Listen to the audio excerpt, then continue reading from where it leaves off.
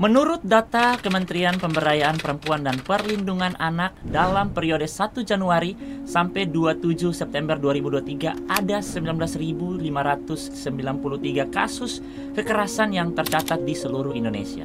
Kalau berdasarkan usia, korban kekerasan di Indonesia didominasi oleh kelompok usia 13 sampai 17 tahun. Jumlah mencapai 7.451 korban atau sekitar 38% dari total korban kekerasan pada periode tahun ini. Ini kejadian didominasi oleh anak usia sekolah. Yang paling terbaru ada kasus di Cianjur, di mana ada 3 orang siswa membuli dan menganiaya seorang siswa lain.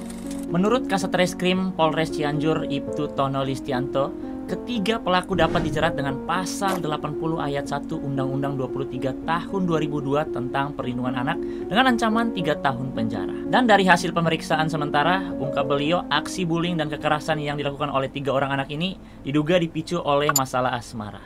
Asmara lagi, asmara lagi. Pada tahun ini juga kita dihebohkan dengan beberapa kasus bullying dan kekerasan yang pelakunya merupakan anak pejabat. Di bulan ini ada kasus penganiayaan yang dilakukan oleh seorang anak pejabat ke pacarnya hingga menyebabkan sang pacar kehilangan nyawanya. Si anak pejabat ditetapkan sebagai tersangka dan awalnya dijerat pasal penganiayaan, namun dilakukan penyelidikan lebih lanjut, pelaku kemudian dijerat pasal pembunuhan. Mundur lagi ke belakang, di mana pada awal tahun ini kita juga sempat dihebohkan dengan kasus bullying disertai kekerasan yang dilakukan oleh anak seorang pejabat, di mana korban dari aksi keji ini mengalami kerusakan otak dan juga amnesia. Pelaku dinyatakan bersalah dan dipidana 12 tahun penjara. Baru nyebutin 3 kasus aja udah mengerikan gini ya. Gimana dengan angka segitu banyaknya saya sebutkan di awal tadi?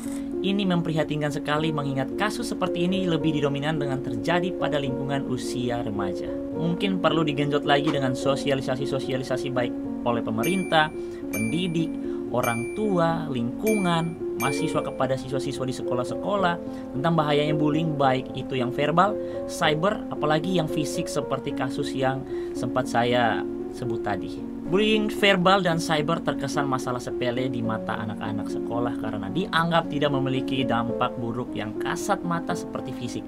Ini tentunya disebabkan kurangnya literasi dan referensi anak terhadap dampak buruk bullying selain fisik.